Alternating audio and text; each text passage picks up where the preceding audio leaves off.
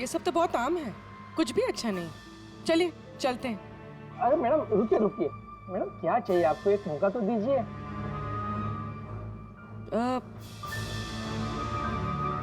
कुछ खास, royal you know. खास? अरे हिम्मत, वो खास सामान लेके आना तिजोरी से।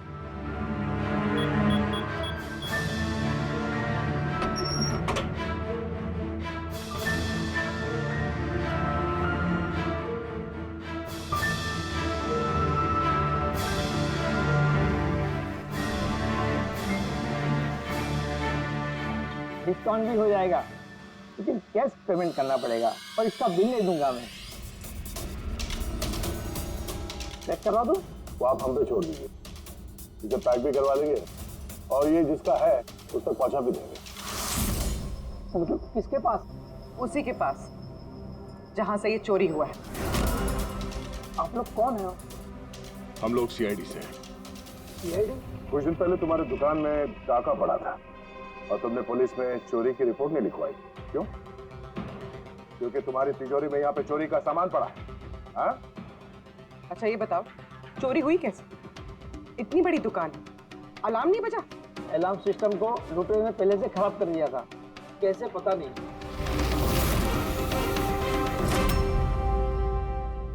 पूर्वी, तुम यहाँ के अलार्म सिस्टम और इस लॉकर के डमी मॉडल को लेके फॉरेंसिक लैब में जाओ और डॉक्टर सालुके की मदद से पता करने की कोशिश करो कि अलार्म सिस्टम फेल क्यों हुआ। तब तक मैं और फ्रेडी यहाँ का अलार्म सिस्टम चेक करता है।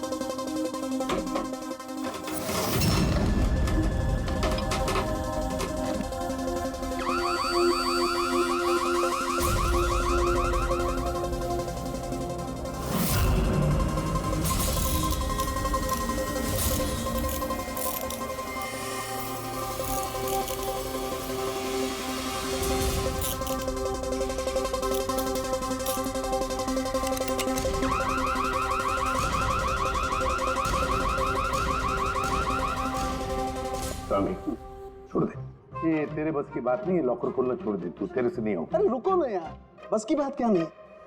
तिजोरी अब तक इसलिए नहीं खुल रही थी क्योंकि मैं लंदन की तरह से सोच रहा था। बॉस, अब मैं सालुके का दिमाग लगाता हूँ।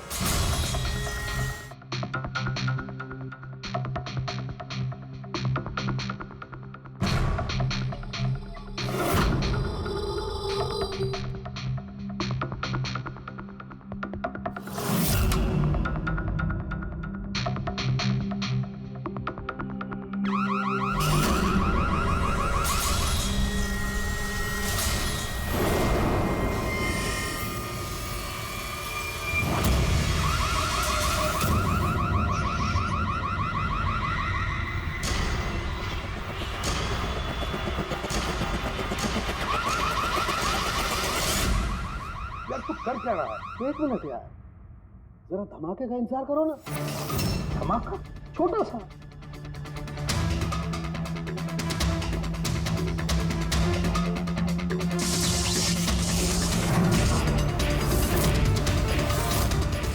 अब इस सेफ का अलार्म डिसेबल हो गया। अब चाहे इसे ब्लूटूथ से, क्रोबार से, इसके कोड से या किसी भी और तरीके से इसे खोला जा सकता है।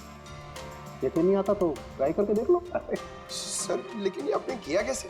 एक बार दया को और पेडी को आ जाने दो ज्वेलरी शॉप से, सब बता दूंगा। सर सर, ज्वेलरी शॉप के अलार्म की वायर तो जली हुई है। वो तो होना ही था। बॉस, चोर ने भी इस सेफ के साथ वही किया जो हमने अभी अभी यहां किया। धमाका। क्या कहा तूने? धमाका? क्या कहने का मतलब क्या है तेरा? दोस्त, इस सेफ का अलार्म एक स्पेशल सर्किट पर काम करता है और उस सर्किट को एक निश्चित एम्पियर का करंट ही चाहिए होता है। अगर जरूरत से ज्यादा करंट दौड़ा दिया गया तो धमाका होता है, सर्किट फेल हो जाता है, तो अलार्म का पावर कट हो जाता है। लेकिन इसके लिए किसी एक्सपर्ट की जरूरत होती है जिसने इस सर्किट को अच्छी तरह से स्टडी किया हो और इसकी खासी प्रैक्टिस की हो। पावर कट की प्रैक्टिस? सर, राजीव की बिल्डिंग में बार बार पावर कट होता था सर। इसका मतलब है कोई वहां बिल्डिंग में बिजली का ये एक्सपेरिमेंट कर रहा था। इसका मतलब ये भी हो सकता है कि वहां पर कोई आत्मा नहीं, वो आवाजें जो राजीव ने सुनी वो उन्हीं गुनहगारों की प्लानिंग थी। पर ये आवाजें राजीव ने सुनी कैसे? फिर वो कौन है जो सारे एक्सपेरिमेंट्स कर रहा है? फिर वहां बिल्डिंग में रहने वाले सभी लोगों के इलेक्ट्रिसिटी बिल चेक करते हैं, शायद मुझसे कुछ पता चल जाए। बिल्कुल दया, बिल्कुल। सर, लल्लन के साथ साथ एक और नाम डिकोड हुआ, हिरेन। हिरेन? हिरेन? ये हिरेन जरूर लल्लन का साथी होगा। पूर्वी, इस हिरेन का पता लगाओ। जेल से शुरू करो। इस धमाके की शुरुआत वहीं से हुई है, उसी जेल से। ये लल्लन है, ये 2 साल इसी जेल में था और 2 दिन पहले इसकी मौत हो गई। हमें शक है कि इसके साथी ने इसका खून किया है, जो शायद उसको यहीं मिला था। हिरेन। हिरेन? लल्लन का तो मुझे पता नहीं, पर हिरेन को मैं बहुत अच्छी तरह से जानता हूँ। वही जो बैंक के पैसे लूट कर भागा था और भागते भागते गलती से उसने अपने ड्राइवर के पैर में गोली मार दी थी। जेल में बड़ा घबराया घबराया रहता था। उसका फोटो और उसका नंबर मिल सकता है? जी हाँ, पर थोड़ा सा वक्त लगेगा। जरा जल्दी कीजिए। जी। क्योंकि अगर ये हिरेन लल्लन का खूनी नहीं तो फिर अगला नंबर उसका ही है।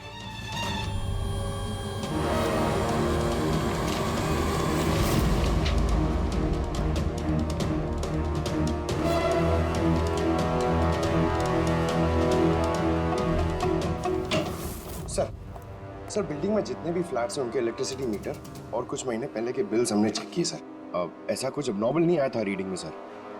हमें नहीं लगता है कि कुछ गड़बड़ है। हाँ सर।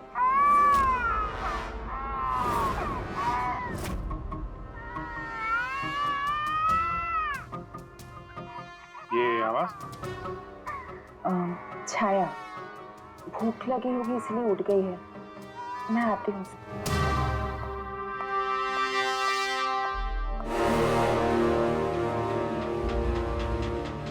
कमाल है सर, बच्चा यहाँ पे नहीं है, फिर भी उसके रोने की आवाज वहां से यहाँ तक आ रही है।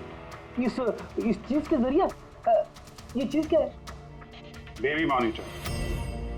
Baby monitor?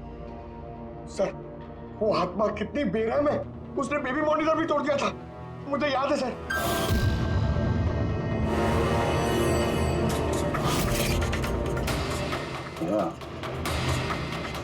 तुम भी वही सोच रहे हो जो मैं सोच रहा हूँ? अब सर, आप दोनों जो सोच रहे हो जरा हमें भी बताओ ना। देखो बेटी, ये बेबी मॉनिटर जो है वो ये वॉकी टॉकी रेडियो जैसा डिवाइस है ना। एक बेबी के कमरे में है और एक आपके पास। बेबी चाहे जितना भी दूर हो उसकी आवाज इस मॉनिटर तक आ सकती है। बेबी के कमरे में कुछ भी होगा इस मॉनिटर से हमें पता चल जाएगा। समझे कुछ? ओह, मतलब पंकज, ये आत्मा बहुत जल्दी पकड़ी जाएगी। कैसे सर? नहीं समझे? मैं समझाता हूँ। अगर ये बेबी मॉनिटर अपने ये वायरलेस फोन की तरह काम करते हैं तो इसकी अपनी एक फ्रीक्वेंसी होगी। अगर वहां आसपास कोई और डिवाइस है उसी फ्रीक्वेंसी की, तो ये बेबी मॉनिटर उस फ्रीक्वेंसी को कैच करेगी और वहां पे जो आवाजें हैं वो यहाँ पे आ सकती है। आपको समझ में आया? थोड़ी देर में समझ जाऊंगा सर। क्या तुम ज्यादा समझो मत, समझे? तुम जाओ फॉरेंसिक लैब, डॉक्टर सालुंके से मिलो, वो तुम्हें एक डिवाइस देंगे, लेकर आओ। मैं उनसे फोन पे बात करता हूँ।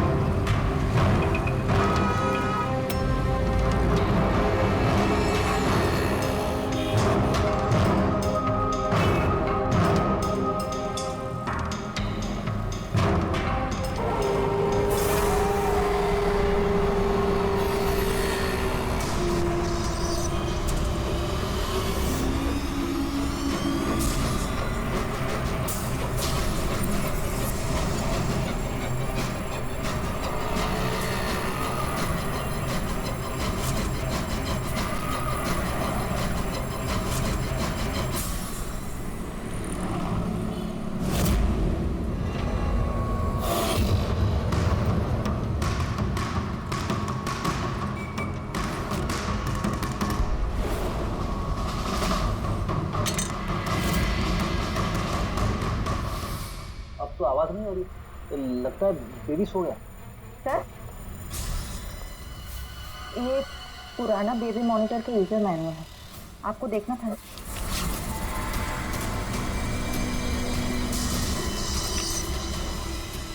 हम लोग बिल्कुल ठीक सोच रहे थे।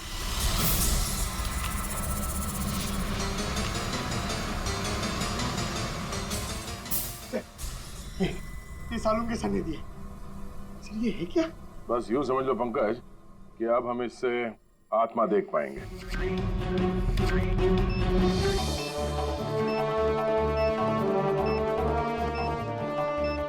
दरवाजा बंद कर लो, कहीं आत्मा अंदर नहीं आ जाए।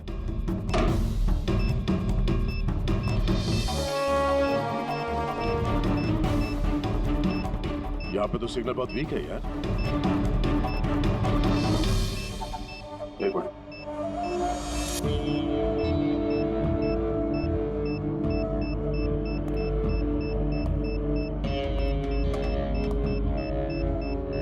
अब आप अच्छे से सो जाओ, कल आपकी मम्मी सुबह आपके पास आ जाएगी। Good night.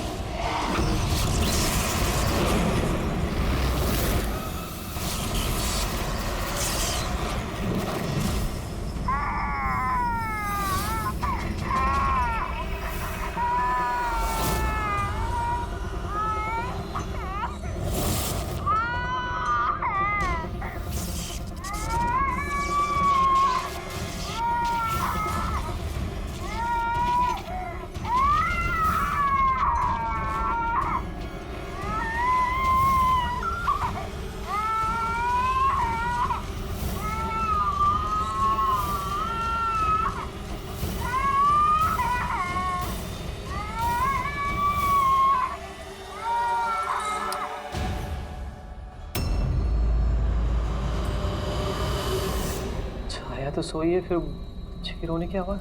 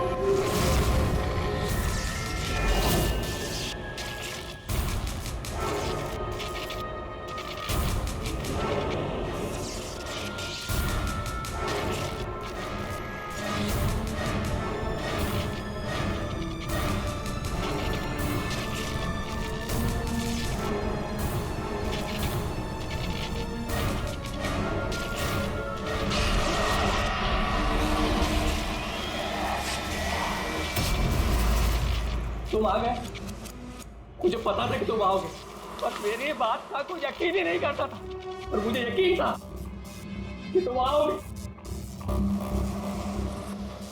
कुछ बोलते क्यों नहीं? अरे बात करो मुझसे, इतने समय से मैं तुम्हारा इंतजार कर रहा हूँ। देखो, अब मुझे कुछ मत करना, हाँ? मुझे कुछ मत करना, मैं तो उल्टा तुम्हारी मदद करना चाहता हूँ। मुझे शेयर करो, मुझे शेयर करो कि तुम्हें किसने मारा है, बताओ, मैं तुम्हारी हेल्प करूंगा। कौन है तुम्हारा खूनी? कौन है, मुझे बताओ।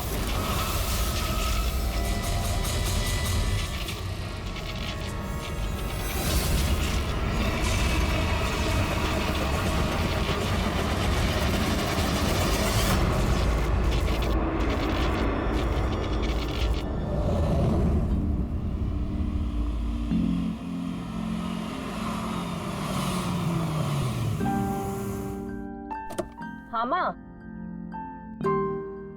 माँ बस अभी पहुंची हूँ। माँ मुझे बहुत बुरा लग रहा है। आप पूरी तरह से ठीक भी नहीं हुए और मुझे आना पड़ा। कोई बात नहीं बेटा, मुझे तुम्हारी जरूरत पड़ेगी ना तो मैं फिर से तुम्हें बुला लूंगी। ओके माँ, मैं फ्री होके फोन करती हूँ। ओके।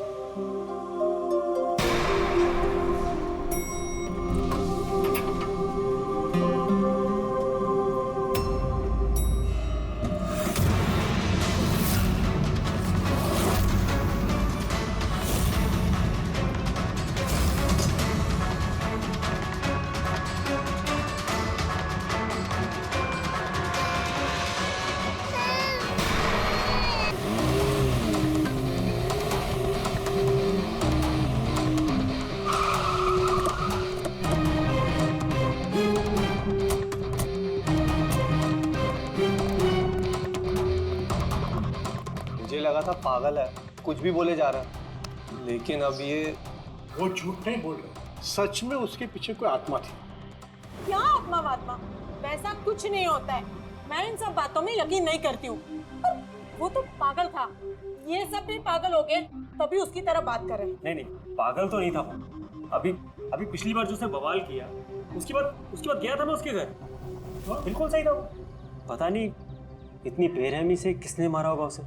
जो कुछ भी हुआ है ना, उसे देखकर तो यही लगता है कि ये किसी आत्मा का काम है। नहीं नहीं, मुझे तो ऐसा लगता है कि जैसे हमारी सोसाइटी को किसी की ना बुरी नजर लग गई हो। आई होप कि वो पागल ही हो, कहीं सचमुच आत्मा का चक्कर हुआ तो। पंकज, सीआईडी में रह के बेकार की बातें मत करो, समझे? Sorry sir.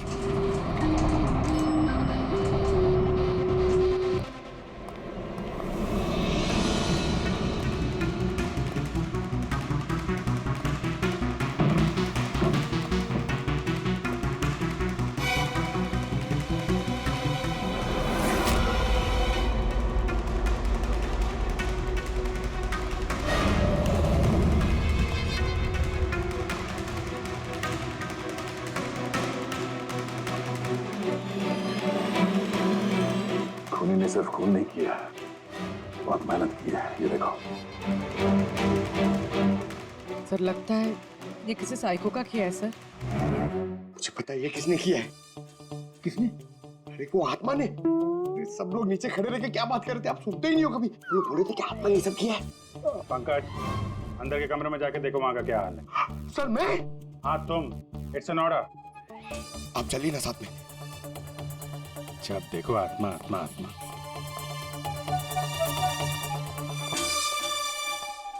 बॉडी की बड़ी बुरी हालत की है, सारी हड्डियां तोड़ डाली है। सर मुझे लगता है कि इसकी मौत इसकी गर्दन टूटने की वजह से हुई। या तो किसी ने इसका गला दबा के इसे मारा है और उसी में इसकी गर्दन टूट गई, या फिर इसके सर पे चोट करके इसकी जान ले ली और उसके बाद गर्दन तोड़ दी। सर लेकिन इस तरह गर्दन तोड़ने के लिए तो बहुत ताकत चाहिए। ये किसी कमजोर आदमी का काम नहीं है। सर सर सर, अंदर दोनों कमरों के सेल्स, वार्डरोब्स, लॉकर्स सब अपनी जगह पर है। वहां तोड़फोड़ की कोई निशानी नहीं है सर। लग ही रहा था, खूनी का मकसद चोरी नहीं है, जो कोई भी है सिर्फ इसकी जान ही लेना चाहता है। सर मगर एक बहुत अजीब चीज है सर। क्या? ऐसा लग रहा है कि अंदर दोनों कमरों में से छोटी छोटी चीजें को यहाँ पर लाकर जानबूझ करके तोड़ा गया।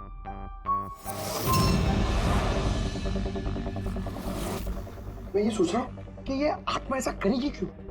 यार, इसके खून की असली वजह तो डॉक्टर साणुखे ही बताएंगे। इस बॉडी को फॉरेंसिक भेज देते हैं। और एक काम करता हूँ, मैं नीचे जाता हूँ, सोसाइटी वालों से बात करता हूँ। तुम इसकी वाइफ से बात कर लो, पता तो चले ये आत्मा का चक्कर क्या है। ये आप लोग राजीव को कब से जानते हैं? सर कुछ महीने पहले ही यहाँ रहने आया था। पहले तो सब कुछ नॉर्मल था, लेकिन बाद में क्या? साफ साफ बताओ, बाद में क्या? सर बाद में अजीब अजीब बातें करने लगा था और अभी 10-12 दिन से तो पागल ही हो गया था। पागल नहीं था, नहीं राजीव पागल नहीं था। तो फिर क्या तुम्हें भी लगता है इस घर में कोई आत्मा है? राजीव जब से ये आत्मा और आवाजों के बारे में बात कर रहा था, मुझे लगा कि शायद वो अपने डिप्रेशन की वजह से। डिप्रेशन? हाँ, उनको पहले भी एक बार डिप्रेशन हो चुका था। समय उनका बर्ताव बहुत बहुत अजीब हो चुका था। लेकिन लेकिन सर, इस बार तो मैं उनको डॉक्टर के पास लेके गई थी, वो दवाइयां ले रहे थे। फिर एक रात क्या क्या हुआ दोस्त रात? मधु, मधु मैंने फिर से आवाजें सुनी। मधु, मैंने फिर से वो आवाजें सुनी। कैसी आवाजें? मैं तो यही हूँ, मैंने तो कोई आवाजें नहीं सुनी। अरे जब मैं कह रहा हूँ कि मैंने आवाजें सुनी तो सुनी ना, मानो ना मेरी बात। राजीव, एक सेकंड, आपने दवाइयाँ ली है? इसका दवाई से क्या ताल्लुक? हाँ मैंने दवाई ले ली, पर मैं कह रहा हूँ ना मैंने अब आवाजें सुनी है। राजीव प्लीज मत मानो मेरी बात। जब मैं कह रहा हूँ कि मैंने आवाजें सुनी सुनी सुनी मैंने आवाजें सुनी, वो आवाजें मुझे आ रही है तो बोल रहा हूँ मैं। मुझे लगा ये आत्मा, ये आवाज है जिसके बारे में अच्छी बात कर रहा है, ये सब उसका भ्रम है। मुझे नहीं लगा था कि ये सब सच हो जाएगा। अच्छा राजीव, ये जो आवाजें सुनता था, ये इसके बारे में कुछ डिटेल में बता सकती हो तुम? कुछ नहीं पता मुझे। अच्छा, उसका कोई खास दोस्त जिससे हम राजीव के बारे में कुछ पता लगा सकें? खास दोस्त तो नहीं, लेकिन एक विनीत है, उसने हमें ये फ्लैट दिलवाया था। विनीत? हाँ सर, मैंने उसे ये घर दिलवाया था 11 महीने के लीज पर। अब सर मेरा तो काम ही यही है। अब इसके पहले भी मैं कई लोगों को वो घर दिलवा चुका हूँ, लेकिन आज तक कभी किसी ने ऐसा कुछ नहीं कहा। क्या नहीं कहा? सर यही कि ये घर ठीक नहीं है और यहाँ पे आत्मा।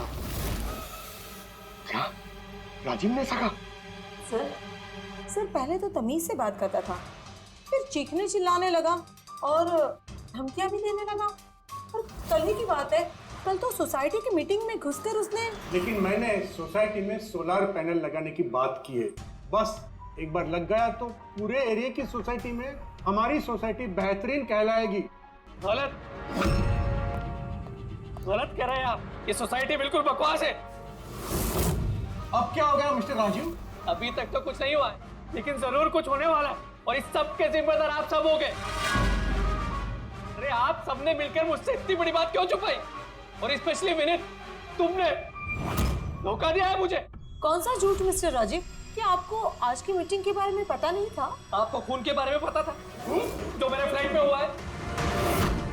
मेरे घर में खून हुआ है, फिर आप सबने इतनी बड़ी बात क्यों छुपाई मुझसे? अरे कौन सा खून मिस्टर राजीव? मैं यहाँ तब से रह रहा हूँ जब से ये बिल्डिंग बनी है, एंड ट्रस्ट मी, आपके फ्लैट में तो क्या, यहाँ पे किसी भी फ्लैट में कोई भी खून नहीं हुआ है। खून हुआ है और आत्मा भी है, और उसका नाम भी जानता हूँ, लल्लन। मिस्टर राजीव, इस नाम का आदमी यहाँ रहता ही नहीं, और ना कभी आपके फ्लैट में रहता था और ना किसी और के फ्लैट में। लेकिन लल्लन की आत्मा मेरे फ्लैट में है। अरे वो मुझे परेशान कर रही है, मेरा जीना महाल कर रखा है उसने। अरे तरह तरह की आवाजें आती है, कभी लाइट बंद हो जाती, कभी लाइट अपने आप चालू हो जाती। देखिए मिस्टर राजीव, बिजली का प्रॉब्लम है कुछ दिनों से, और उसी के लिए तो आज की ये मीटिंग रखी गई थी। तभी तो मैं कह रहा हूँ कि सोसाइटी में सोलर पैनल लगाना। देखिए, लल्लन की आत्मा इंसाफ मांग रही है और उसे मुझे इंसाफ दिलाना पड़ेगा। आप समझ नहीं रहे, नहीं तो वो मुझे छोड़ेगी नहीं, आप सबको नहीं छोड़ेगी, सबका जीना महाल कर देगी। बोल रहा हूँ मैं आप सबको। बस सर, फिर वो वहां से चला गया, और सर आज विजय जी का फोन आया तो पता चला कि यहाँ पे ये सब कुछ हो गया। सर एक मिनट सर, प्लीज एक मिनट सर, ये जरूर किसी बुरी आत्मा का काम है सर। कोई इंसान बिना आवाज के इतना सब कुछ कैसे कर सकता है सर? अरे यार, अनपढ़ों की तरह बातें मत करो पंकज। अच्छी बुरी आत्मा कुछ नहीं होती है। पहले इनको समझा के परेशान हो गया था, अब तुम आ गए। ये किसी इंसान का काम है, इसने घर के पावर के साथ छेड़छाड़ की है और दरवाजे के नट बोल्ट ढीले कर दिए हैं। देखते हैं राजीव की बीवी दया को क्या बताती है। आप प्लीज अपना और छाया का ख्याल रखिए।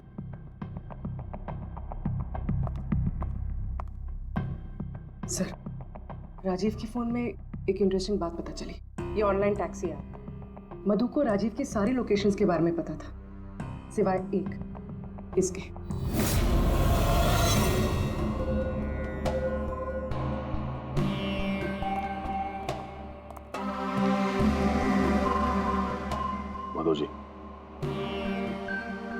माधव जी,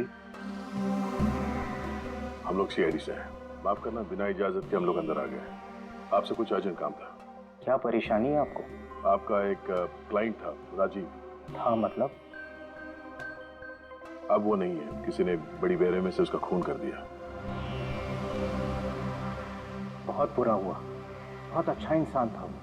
मुझे मालूम था कि उसकी मानसिक स्थिति कुछ अच्छी नहीं थी। आप राजीव के बारे में कुछ और बता सकते हैं?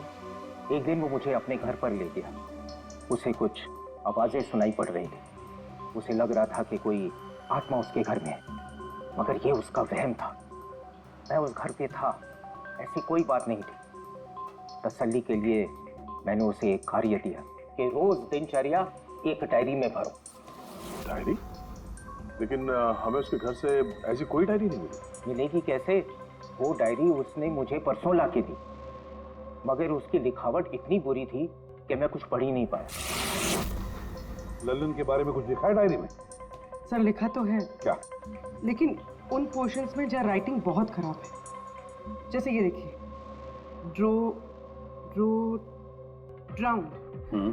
Drowned and kill. नहीं, killed, drowned and killed. Drowned and killed? Drowned and killed मतलब पहले डुबाया और फिर मारा? हाँ सर के बोल। अच्छा ठीक है, ओके। अच्छा, सारुण के कह रहा है कि राजीव की मौत उसके सिर पर जो चोट लगी है ना, उससे हुई है। उसकी गर्दन और हड्डियां उसके मरने के बाद तोड़ी गई है। लेकिन सर अगर वो पहले मर चुका था तो ये सब करने की क्या जरूरत है? वही तो। सर मुझे पता है सर, क्योंकि राजीव बता रहा था कि वो आत्मा बहुत गुस्से में थी सर, वो बदला लेना चाहती थी। और मैंने तुम्हें लल्लन की मौत की वजह पता करने के लिए भेजा था, उसका क्या पता चला? सर आसपास के पुलिस स्टेशन में सर लल्लन नाम के किसी भी आदमी की खून की या मिसिंग रिपोर्ट नहीं है सर। पंकज, सिर्फ आसपास के पुलिस स्टेशन नहीं, सारे के सारे पुलिस स्टेशन में जाओ और पता लगाओ। सिर्फ खून के बारे में नहीं, डूब कर मरने वाले लोगों के बारे में भी जाओ जल्दी। और पूर्वी, इस डायरी के एक एक शब्द को डिकोड करो, एक एक शब्द को डिकोड करो। इस लल्लन की आत्मा के बारे में हमें सब कुछ पता चलना चाहिए।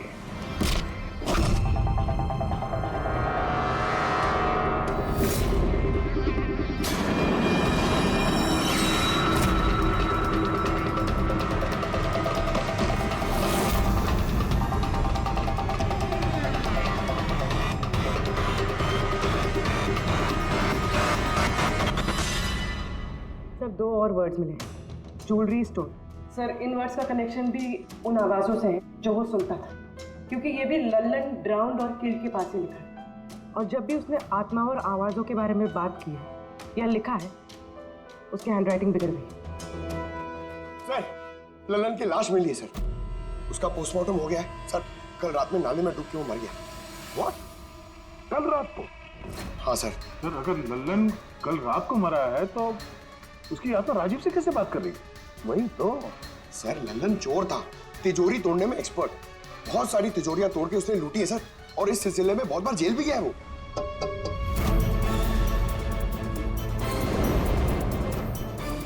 आप?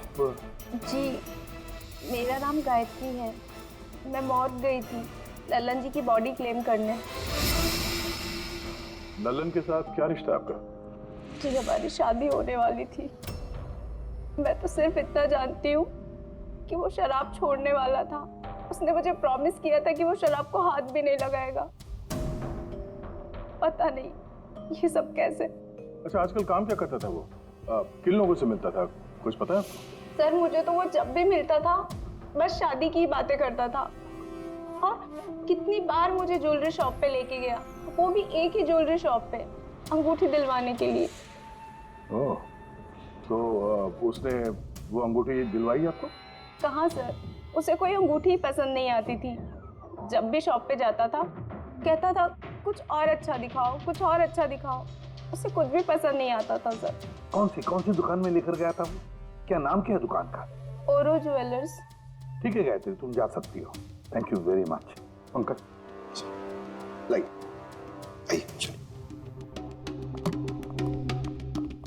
सर इनकी बातों से तो ऐसा लग रहा है कि लल्लन उस स्टोर में ज्वेलरी खरीदने नहीं बल्कि लूटने के हिसाब से बार बार जा रहा था। पूरी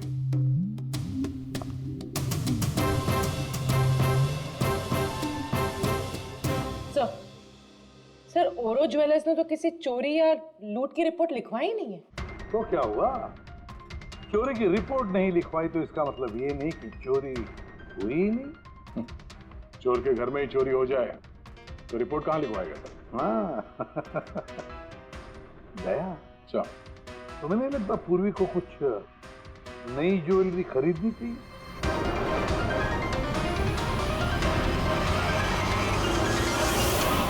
ये ज्वेलरी शॉप लूटी, फिर मुझे मार दिया क्योंकि मैं सब जानता था, और फिर तुमने लल्लन को भी मार दिया और लूट का सारा माल खुद दबा लिया। तुम हो कौन? राजीव, तुम्हारा पड़ोसी। क्या?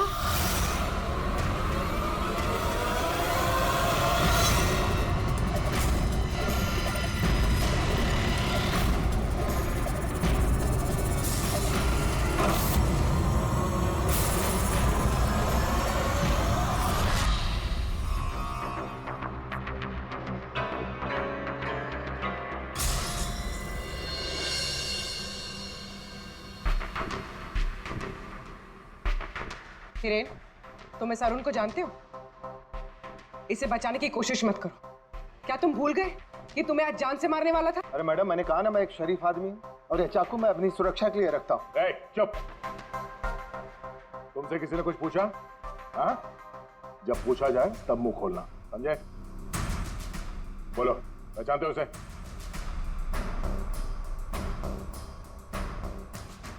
चलो कोई बात नहीं, नहीं पहचानते हो तो, लेकिन अब तुम्हारे सामने एक दूसरा आदमी पेश करता हूं मैं। उसके साथ तुमने और लल्लन ने मिलकर ज्वेलरी शॉप लूटा था। रेडी?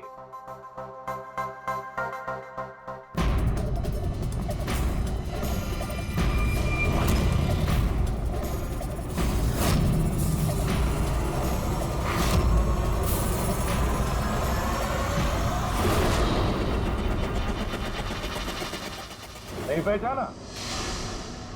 बताओ जल्दी, बताओ जल्दी वरना। जी सर, मैं इन्हें जानता हूँ, ये आतिश भाई हैं। कैसे जानते हो तुम इसे? जी इन्होंने हमें एक काम दिया था। कैसा काम? जी ओरो ज्वेलरी शॉप को लूटने का काम। इन्होंने कहा था कि ये अलार्म संभाल लेंगे, हमें सिर्फ तिजोरी तोड़नी है। लेकिन इसका असली प्लान कुछ और ही था।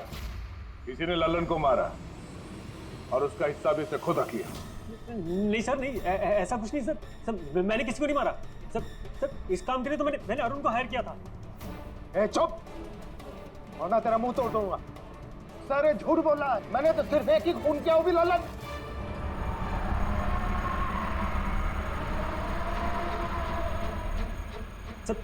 सर इसकी बातें बताइए, ये एक नंबर का झूठा है। चुप! तुम सिर्फ इतना बताओ, तुमने अरुण के जरिए लल्लन को क्यों मारा, और फिर ओरो ज्वेलरी शॉप ही क्यों? मैं वहाँ वायरिंग का काम करने के लिए गया था। तभी मैंने वहाँ कुछ लोगों को देखा जो शायद चोरी का माल बेचने के लिए आए थे। बस तभी मैंने प्लान बनाया कि अगर यहाँ पे चोरी की जाए तो ये लोग कभी भी पुलिस में कंप्लेंट नहीं करेंगे। इसके लिए फिर मैंने वहाँ पे उनका अलार्म सिस्टम चेक किया और देखते मैं समझ गया कि अगर पावर ओवरलोड किया जाए तो अलार्म फेल हो सकता है। पर इसके लिए एक स्पेशल इलेक्ट्रिकल डिवाइस की जरूरत थी जो तुमने खुद घर बैठ के बनाया, हाँ? और यही एक्सपेरिमेंट करते समय बिल्डिंग की लाइट बार बार जा रही, क्यों? जी।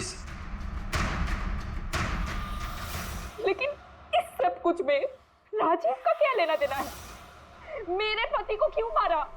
क्या बिगाड़ा था उसने तुम्हारा? क्योंकि राजीव ने इनका सारा प्लान सुन लिया। उसने इसकी और हिरेन की बातें सुन ली थी। उसने इसके और लल्लन की बातचीत भी सुन ली थी। उसे सब कुछ सुनाई दे रहा था उस बेबी मॉनिटर के जरिए। लेकिन बेचारे राजीव को ऐसा लग रहा था कि आवाजें आत्मा की है। अब बताओ, क्या हुआ था उस रात? उस दिन जब मीटिंग में राजीव ने लल्लन का नाम लिया तो मैं बहुत घबरा गया। खून हुआ है और आत्मा भी है, और उसका नाम भी जानता हूं, लल्लन। मुझे लगा कि अगर राजीव पुलिस के पास चला गया तो मैं बहुत बुरी तरह फंस जाऊंगा, पर मैं उसको मारना नहीं चाहता था। मैं तो उसके घर भी गया था।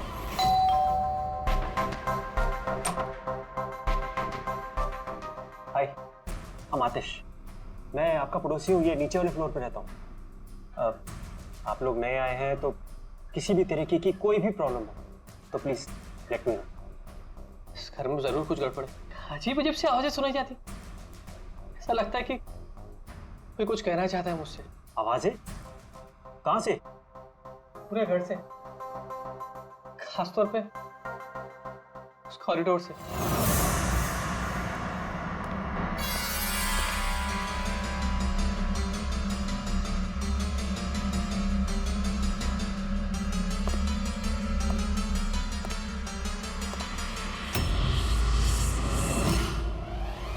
उसके घर पे जब मैंने बच्चे के कमरे में बेबी मॉनिटर देखा तो मैं सब कुछ समझ गया, क्योंकि उसी तरह का बेबी मॉनिटर मेरे घर पे भी है। अच्छा।